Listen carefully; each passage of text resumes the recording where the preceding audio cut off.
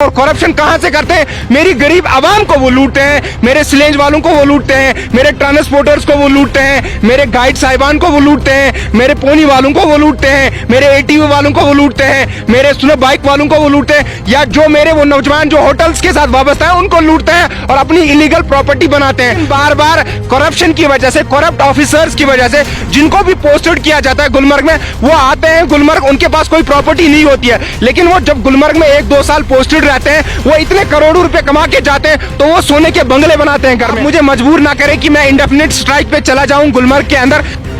आदाब नाजरीन, आप देख रहे हैं द टाइप राइटर और मैं हूं आपका मेजबान हाशिम जाकिर। इस वक्त हम गुलमर्ग जा रहे थे और हमें मिले आदिल साहब। इनका मसला ये है कि ये प्रोटेस्ट करने जा रहे थे गुलमर्ग। सबसे पहले खैर मकदम है आपका द टाइप राइटर। आपका बहुत बहुत शुक्रिया सर, हमें बताया आप प्रोटेस्ट करने जा रहे थे गुलमर्ग, क्या रीजन है, क्या वजह है?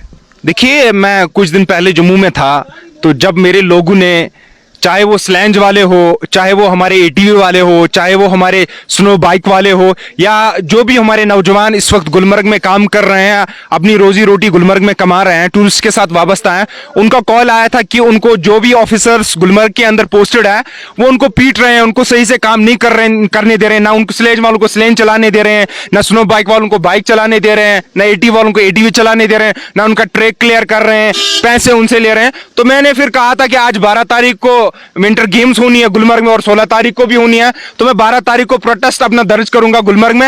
लेकिन अनफॉर्चुनेटली आपने खुद देखा कि हम आए थे टंगमर्ग से, तो अभी कावनार के पास ही हम फंसे हैं, क्योंकि ऊपर कोई कानवाई की वजह से ये ऊपर रोड पूरा बंद है, तो हम ऊपर नहीं जा सकते हैं। लेकिन फिर भी मैं एडमिनिस्ट्रेशन तक, एलजी साहब तक अपनी आवाज पहुंचाना चाहता हूं कि ये जो गुलमर्ग के अंदर बार बार आप जो हमारी गरीब आवाम पे जो हमला करते हैं, बार बार ये जो हमारे टूरिस्ट गाइड साहिबान हैं, या जो हमारे ट्रांसपोर्ट वाले हैं, या जो हमारे स्लेज वाले हैं, बार बार आप इन पे वार करते हैं, बार बार आप इनका रोजगार इनसे छीनने की कोशिश करते हैं। इसको मेहरबानी करके रोक दीजिए। देखिए, आज तो फिलहाल मैं गुलमर्ग नहीं जा पाया, लेकिन आने वाले वक्त में आप मुझे मजबूर ना करें कि मैं इंडेफिनिट स्ट्राइक पे चला जाऊं गुलमर्ग के अंदर। आज मैं फिलहाल ये message government of Jammu and Kashmir तक पहुंचाना, एलजी साहब तक, डीसी बारामूला तक, डायरेक्टर टूरिज्म तक पहुंचाना चाहता हूं कि आप कम से कम इनके जो हमारा मसला है, हमारे गाइड वालों का, हमारे स्लेज वालों का, तो उस मसले का आप अजाला कीजिए। इनके जो भी मसाइल हैं, चाहे वो लाइसेंस के रिलेटेड है, चाहे वो इसके स्लैंज के रिलेटेड हो, चाहे वो गंडोला के रिलेटेड है,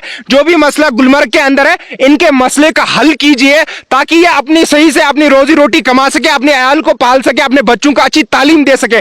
लेकिन बार बार करप्शन की वजह से, करप्ट ऑफिसर्स की वजह से जिनको भी पोस्टेड किया जाता है गुलमर्ग में, वो आते हैं गुलमर्ग, उनके पास कोई प्रॉपर्टी नहीं होती है, लेकिन वो जब गुलमर्ग में 1-2 साल पोस्टेड रहते हैं, वो इतने करोड़ों रुपए कमा के जाते हैं तो वो सोने के बंगले बनाते हैं घर में। तो क्या ये सीधा सीधा इसका मतलब ही नहीं है कि जो ऑफिसर गुलमर्ग आते हैं, क्या वो करप्शन नहीं करते हैं? वो करप्शन नहीं करते। और करप्शन कहां से करते हैं? मेरी गरीब आवाम को वो लूटते हैं, मेरे स्लेज वालों को वो लूटते हैं, मेरे ट्रांसपोर्टर्स को वो लूटते हैं, मेरे गाइड साहिबान को वो लूटते हैं, मेरे पोनी वालों को वो लूटते हैं, मेरे एटीवी वालों को वो लूटते हैं, मेरे स्नो बाइक वालों को वो लूटते हैं, या जो मेरे वो नौजवान जो होटल्स के साथ वाबस्ता है उनको लूटते हैं और अपनी इलीगल प्रॉपर्टी बनाते हैं। मैं गुजारिश करता हूं एलजी साहब से, हाँ, होम मिनिस्टर साहब से भी गुजारिश करता हूं, इसकी तरफ, गुलमर्ग की तरफ ध्यान दीजिए।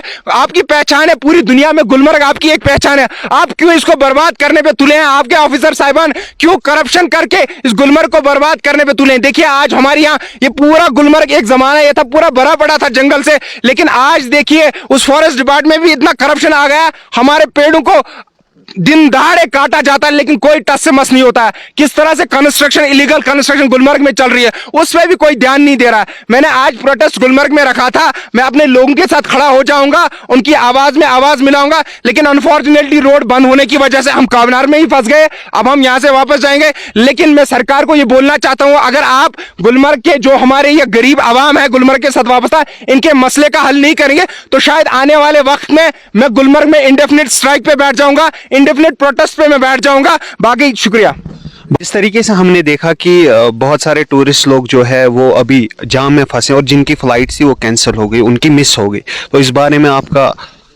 देखिए, अभी हमें कुछ टूरिस्ट साहिबान अभी मिले हमें कि उन्होंने कहा कि हम गुलमर्ग से वापस जा रहे थे, उनकी फ्लाइट थी आज, बट अनफॉर्चुनेटली रोड में जाम होने की वजह से तो वो फ्लाइट्स मिस हो जाती है, तो उनको फिर बेचारों को कंपनसेशन नहीं मिलती है और बाद में टिकट्स भी उनको अवेलेबल नहीं होती है। तो उसके लिए मैं एलजी साहब से रिक्वेस्ट करता हूं, इनके लिए कोई एक ऐसा सिस्टम निकाल दीजिए कि अगर किसी की जाम की वजह से ये जो गुलमर्ग में रोड अक्सर तो बंद ही होता है फिर बर्फ में, तो उसके लिए कुछ एक पॉलिसी निकालिए, या तो इनको कंसेशन मिलनी चाहिए या तो इनको ऑन स्पॉट इनके लिए कोई फ्लाइट्स मिलनी चाहिए ताकि ये अपने घरों को पहुंचे। देखिए इस वक्त कोविड का भी मसला है, अभी जो ओमिक्रॉन जो नया वेरिएंट आया तो उसका भी मसला है, तो लोग घर भी जाना चाहते हैं, अभी इनने घूमे यहाँ कश्मीर में वापस भी जाना चाहते हैं, तो उसके लिए गवर्नमेंट को कुछ पॉलिसी लानी चाहिए, देखना चाहिए। और दूसरा एक मेन इशू अभी ट्रांसपोर्टर्स ने मुझे, जब मैं टंगमर्ग में था तो बात की कि सड़क पे नमक डाल दिया जाता है, उसकी वजह से भी ये सड़क खराब हो रही है और गाड़ियों में नुकसान हो रहा है। तो मुझे लगता है उसके लिए भी कुछ अगर अल्टरनेटिव गवर्नमेंट निकाल सकती है तो वो निकालना चाहिए। और दूसरी इंपॉर्टेंट जो चीज है इसमें, जो हमारे ट्रांसपोर्टर्स हैं जो टंगमर्ग में रहते हैं, जो टंगमर्ग के